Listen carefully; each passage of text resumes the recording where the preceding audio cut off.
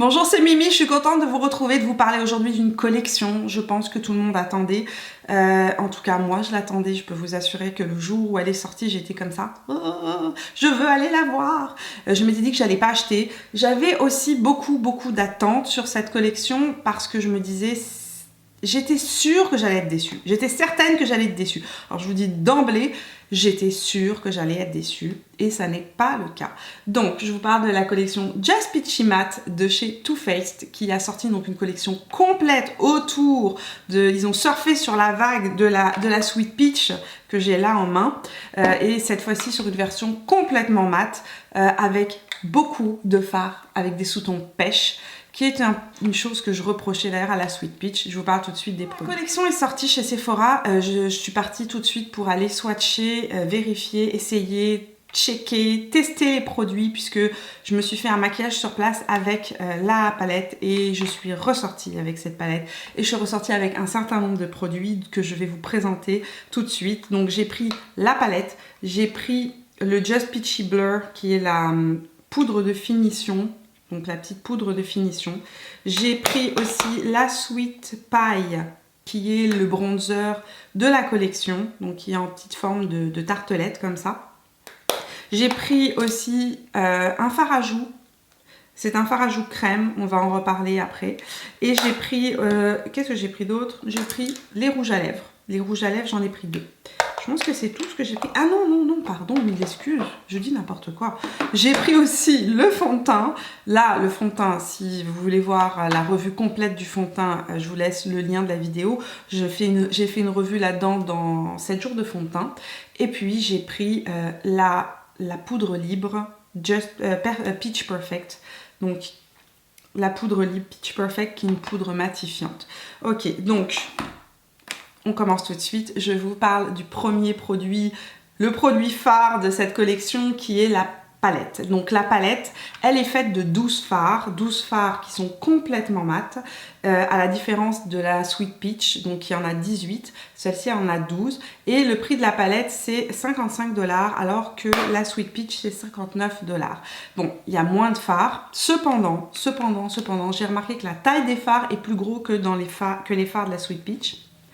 Et si vous êtes fan de couleurs mat, vous allez être servi parce que là, on a une collection de fards mat qui tourne autour des pêches. Alors, je trouve que l'écran, le retour d'écran lui rend vraiment... lui rend pas justice parce que les fards sont quand même un peu plus soutenus que ce qu'on voit au retour d'écran. Donc, en couleur pêche uniquement, on a Peaches and Cream, Fresh Picked, Just Peachy, Peach Tea, Peach Cobbler and Peach Punch. Non, pardon, pas Peach Tea. Donc, on a 1, 2, 3, 4, 5 fards qui sont vraiment pêche. Et dans la Sweet Peach, je ne sais pas si je suis la seule à l'avoir remarqué, hein, mais moi, c'est quelque chose qui m'a un petit peu perturbée dans cette palette. C'est que dans la Sweet Peach, on a un vrai phare qui est pêche, qui est Candied Peach, et Just Peachy qui sont 2 couleurs pêche. On a Georgia qui a un mat légèrement de transition, mais il faut être très clair pour le mettre en transition, qui a un mat pêche. Donc on a très peu de couleurs vraiment pêche dans cette palette là. Si vous enlevez le packaging là et que vous regardez vraiment les couleurs, vous allez vous rendre compte qu'il n'y a pas tant de pêche que ça. Et moi j'adore les couleurs pêche, c'est vraiment une de mes couleurs préférées pour me maquiller. Donc là j'étais ravie parce qu'on a vraiment un échantillon de couleurs pêche qui est assez important. Ensuite, les fards, je les ai testés. Vous allez voir le tuto make-up pour faire ce petit look que je me suis fait là à la fin de la vidéo. Les fards sont pigmentés. Ils sont super pigmentés. Ils sont bien crémeux. C'est des vrais fards Too Faced. Il n'y a pas de différence de qualité avec les autres palettes. Donc si vous aimez la qualité des fards de ces palettes-là, des palettes originales de Too Faced, vous allez aimer aussi cette qualité de fard. Au niveau de l'odeur, première chose qui m'a surprise, c'est que ça sent pas du tout ça. Ça sent même moins fort. Une odeur, je sais pas, ça sent presque l'abricot. Je dirais que ça sent plus une odeur d'abricot. C'est plus léger, c'est beaucoup moins fort que celle-ci, mais on sent quand même une odeur. Il y a quand même une odeur dans les fards. Au niveau des pertes, est-ce qu'ils sont poudreux? Non, ces fards ne sont pas poudreux. Il faut tapoter le pinceau comme toujours avec les fards de chez Too Faced, mais il n'y a aucune perte quand vous le mettez. vous n'allez pas vous retrouver comme un raton laveur. Donc pour moi, c'est une palette qui est réussie, c'est une palette que j'adore utiliser. Je suis vraiment ravie et cette palette-là, très honnêtement, je la préfère à celle-là, vraiment. Pourquoi? Moi, je suis quelqu'un qui me maquille énormément avec des mats. Veux faire des maquillages mat. C'est ce que je choisis, c'est ce que je préconise tous les jours, là, c'est ce que je vais utiliser. La plupart du temps, c'est des mats.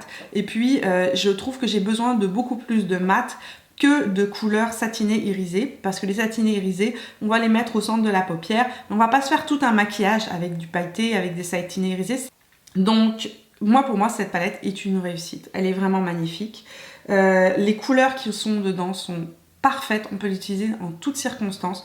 Vous allez voir que dedans, il y a des prunes. Ce que j'ai utilisé aujourd'hui là sur mes yeux, j'ai utilisé du pêche avec du prune, ça se marie super bien. On peut faire des smokies super intenses, on peut faire des looks très très naturels. Donc je trouve que cette palette là est vraiment une très belle réussite. Les autres produits que j'ai pris dans la collection, je vais vous parler tout de suite de la poudre libre. Cette poudre libre là m'intéressait parce qu'elle est matifiante mais elle n'a pas de flashback. Elle est censée ne pas éteindre le teint. Donc totalement d'accord avec ce qu'ils disent. Je l'utilise sur ma zone T. Elle fixe très bien le maquillage, mais vraiment très bien. Elle lisse les pores. Elle est hyper fine. Elle est beaucoup plus fine que la Laura Mercier. Elle a une petite couleur rosée, mais qui n'apparaît pas du tout sur le teint. Donc vraiment légère. Quand on la voit là dans le poudrier, c'est vraiment il y a un petit sous-ton pêche tout simplement dans la poudre. Mais le sous-ton n'apparaît pas du tout sur la peau. Elle se fond dans la peau mais comme un charme. Et elle fixe le maquillage pour de vrai. Donc si vous avez une zone T qui a du mal à tenir, si vous avez la peau très grasse, cette poudre-là est vraiment magnifique. Elle est vraiment géniale et franchement, c'est une magnifique réussite. Alors, elle est infusée, ils disent qu'elle est enrichie. Alors ils disent poudre libre fixante et matifiante, enrichie à la pêche et à la crème de figue sucrée. Elle est sucrée. Je vous le dis, là j'en ai eu dans ma bouche. Je me suis, la première fois que je l'ai mis, je me suis poudrée et j'en ai reçu dans la bouche. Elle est sucrée, pour de vrai. Mais ma foi, why not, coconut. Quoi vous dire? Par rapport à la Born This Way, elle est beaucoup plus matifiante que la Born This Way, ça c'est certain. La Born This Way va éviter que la peau se déshydrate au fur et à mesure de la journée. Cette poudre-là, je vais pas vous mentir, moi j'utilise que sur ma zone T, j'ai même pas essayé de la mettre sur mes joues. J'aurais trop peur que, vu qu'elle est très matifiante, elle vienne me faire des petites stries de déshydratation. J'ai pris le petit bronzer parce que j'ai craqué, parce que je me suis fait avoir par le packaging. Voilà. Donc, ce petit bronzer là, en forme de tartelette, lorsqu'on l'ouvre, il y a une pellicule dorée. Et moi, personnellement, la pellicule dorée, no way, parce que ça met des paillettes partout sur le visage. Donc, ce que j'ai fait, c'est que j'ai pris mon doigt, j'ai frotté mon doigt sur la petite tartelette, j'ai enlevé toute la pellicule dorée et maintenant, je l'utilise. Ce bronzer là est très, très joli. Vraiment, c'est une belle réussite aussi. Vous dire que c'est un indispensable, ce serait un mensonge. Non, ça n'est pas un indispensable. Si vous avez un bronzer et puis que vous avez un fard à joues, vous n'en avez pas besoin. Mais ce bronzer-là est un 2 en 1 parce que vous avez pu le remarquer, il y a un fard à joues pêche et il y a différentes couleurs de bronzer. Donc c'est un bronzer qui est mat, il n'est pas pailleté, mais il est lumineux.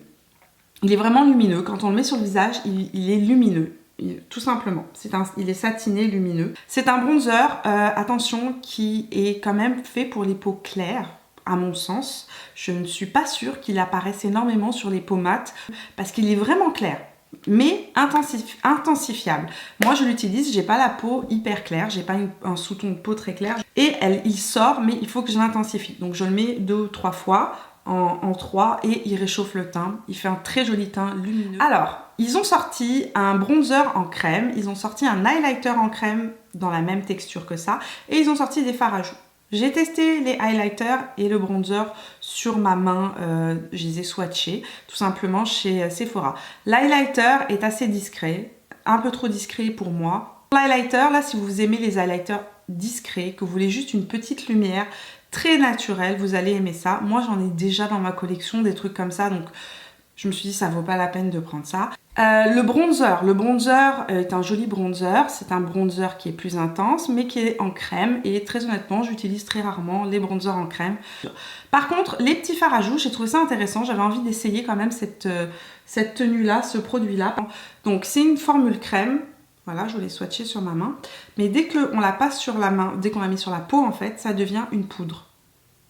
Donc c'est complètement sec et ça donne super bonne mine, vraiment super bonne mine. Ça donne un petit côté joue rose, joue fraîche. C'est pas du tout intense. Attention, si vous aimez les fards à joues intenses, il y en a des couleurs plus intenses que celui que j'ai pris. Moi, j'ai pris le Pinch My Peach. Il y avait des couleurs plus claires et il y a des couleurs très intenses dans cette collection-là.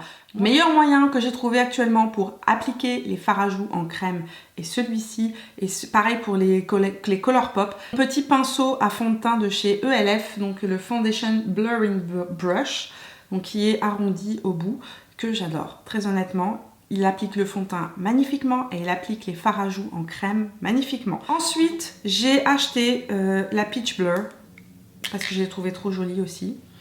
J'essaie de sentir, il y a une légère odeur, l'odeur n'est pas intense, c'est toujours la même odeur de cette collection qui ne sent pas du tout comme la Sweet Peach.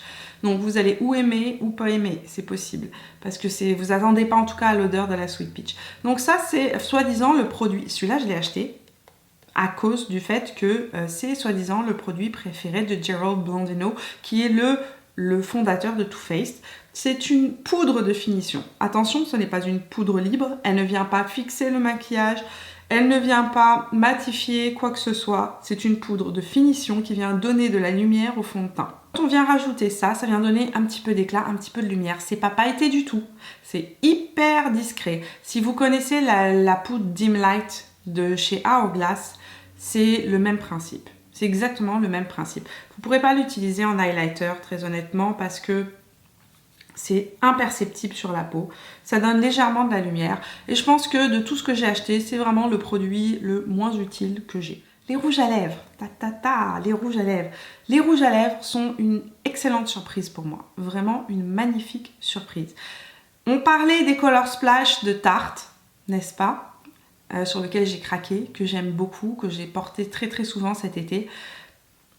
Ils ont fait, j'ai envie de vous dire, mieux que les Color Splash de Tarte.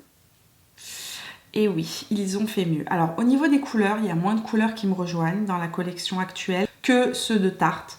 Mais au niveau de la formulation, du confort de la lèvre, là aussi, je dois dire qu'ils sont assez waouh. Ce sont des rouges à lèvres mat. Effectivement, il y a plein de compagnies qui font des rouges à lèvres mat. Mais je peux vous le dire, une fois que vous aurez mis ça sur les lèvres, vous allez comprendre que le mat prend un tout autre sens. Ils hydratent la lèvre. Ils hydratent la lèvre. Pour de vrai, si vous avez les lèvres craquelées, vous avez la peau qui part, c'est un mat que vous pouvez mettre dessus. Donc moi j'ai pris deux couleurs dans la collection. J'ai pris Sex and the Peach. C'est un nude avec un sous-ton prune, un petit peu années 90, que j'aime beaucoup. Genre de couleur parfait pour moi en automne, que je vais adorer porter. Et puis j'ai pris Sunday Fun Day, qui est un nude avec un sous-ton pêche, tout simplement. Sous-ton pêche rosé. Très nude, que je porte actuellement sur mes lèvres, c'est ce que je porte. Je le mets avec un crayon, parce que sinon, effectivement, il ne ressort pas. Ils tiennent super bien toute la journée. Ils sont confortables, ils ne dessèchent pas les lèvres et c'est des vrais mats. Voilà, on a fait un petit peu le tour de toute cette collection. Je trouve très sincèrement que cette collection-là est une réussite. Elle ne m'a pas déçue. Le rendu des produits dans l'ensemble est très beau. C'est des produits qualitatifs. En tout cas, donc dans mes indispensables, les produits teint, hein, le fond de teint, la poudre sont des indispensables et la palette. La palette pour moi est parfaite. Dans tout temps. C'est bon, si vous aimez pas ce genre de couleur, c'est sûr que non. Mais si vous aimez ce genre de couleur là, elle est magnifique. C'est vraiment une réussite. Dans les non indispensables, la poudre de finition est un gadget. Ne perdez pas votre temps là-dedans. Si vous l'avez, ben, utilisez-la. Mais sinon, ce n'est pas une nécessité, je vous le dis. Le fard à joues, même si je l'adore, je l'utilise tout le temps, très honnêtement. C'est ce que je mets actuellement quand je veux pas un maquillage trop flash. Mais franchement, si vous avez un blush et si vous avez un bronzer, ça n'est pas un indispensable. Maintenant, si vous êtes fan des packaging, que vous avez envie de vous acheter un petit extra dans la collection que vous trouvez super joli, c'est le petit extra à avoir, mais sinon, c'est pas un indispensable. Les rouges à lèvres, moi, je les aime, je les adore. Je ne veux pas vous dire de les acheter ou pas parce que c'est vraiment un choix personnel. Si vous n'êtes pas une fan de rouge à lèvres, que c'est pas une priorité non plus, allez vers autre chose. Est-ce que j'ai parlé de tout? Ah oui, le petit blush, si vous aimez les blushs naturels, si vous voulez quelque chose qui vous fasse une petite joue super fraîche, super jolie et que vous n'êtes pas fan des gros fards à joues, des gros maquillages des joues, ce petit blush là, il est top. Franchement, il est top. Nous avons terminé cette revue, j'espère qu'elle vous a plu. Je vous laisse maintenant aller voir le tuto, comment j'ai fait ce maquillage des yeux. On se voit mardi prochain pour la prochaine vidéo. Entre temps, on se retrouve sur Snapchat, Instagram et tutti quanti, Facebook et autres, à qui je vous donne les liens. Allez me suivre là-dessus. D'ailleurs, je voulais vous dire, je vais certainement, dans les semaines à venir, attention, faire des lives sur Instagram, des Get Ready With Me live sur Instagram. Vous pourrez me poser toutes vos questions, vous pourrez être avec moi, me dire qu'est-ce que tu utilises là, comment tu as utilisé ça, est-ce que tu peux refaire. On fera tout ça ensemble. Je vous annoncerai ça via Instagram et Facebook. Ça va se passer sur Instagram. Donc si vous n'êtes pas inscrite à mon compte Instagram, allez vous inscrire pour suivre les lives. Moi, je vous vois mardi prochain pour la prochaine vidéo. Je vous laisse aller voir le tuto. Je vous fais plein de bisous et jusque-là, portez-vous bien. Ciao! Je prends un gros pinceau plat et je commence à appliquer Peach Butter sur toute ma paupière que j'avais primée à la base avec un Paint Pot de chez MAC. Je prends ensuite un pinceau plus épais de chez Sephora, donc c'est le numéro 27, c'est un pinceau estompeur, et j'applique Peach Tea sur tout le creux de ma paupière pour venir commencer à donner un peu de profondeur et je vais l'utiliser en couleur de transition. Ensuite, avec un petit pinceau plat de chez MAC, j'applique Just Peachy que je viens mettre sur toute la paupière mobile. Donc c'est un petit pêche un peu plus soutenu que je mets vraiment sur toute la paupière mobile, à plat. Avec un petit pinceau plat et légèrement arrondi, je prends Just Rip que j'applique à l'angle externe de mon œil pour commencer à le définir et à l'intensifier. Ensuite, je prends un pinceau estompeur numéro 19 de chez Sephora pour venir estomper un peu plus. Je prends ce même pinceau que j'applique dans Peach Sangria, que je viens mettre cette fois-ci sur le haut de l'arcade sourcilière, au niveau du creux de paupière. Vraiment pour donner un petit peps au regard, un petit peu de couleur un peu plus intense à ce niveau-là. Je prends le pinceau Smudger 226 de chez Zoeva que je mets dans la couleur Chocolate Deep, puis je viens l'appliquer le long de la racine de mes cils. Ici je voulais faire comme un trait de liner mais qui soit vraiment pas trop précis, un petit peu smudgé, un petit peu fumé en fait. Puis je prends un pinceau biseauté de chez MAC, là c'est le numéro 266, que je viens sprayer tout simplement avec un peu de Fix Plus. Puis je prends à nouveau la couleur Chocolate Deep, que je viens intensifier à l'angle externe de mon œil pour me créer un petit cat eyes.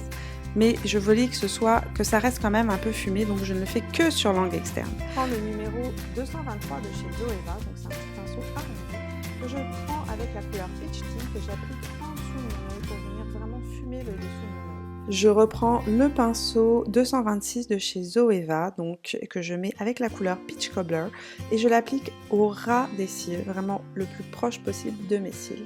Je termine avec du mascara que j'applique en haut et en bas de mes cils, donc là c'est le Voluminous Lash Paradise de chez L'Oréal qui donne un effet assez intense que j'aime beaucoup porter quand je fais des regards un petit peu plus chargés. C'est terminé pour ce petit tuto, j'espère que la vidéo vous a plu. Si c'est le cas, laissez-moi un petit pouce bleu et on se voit mardi prochain pour la prochaine vidéo.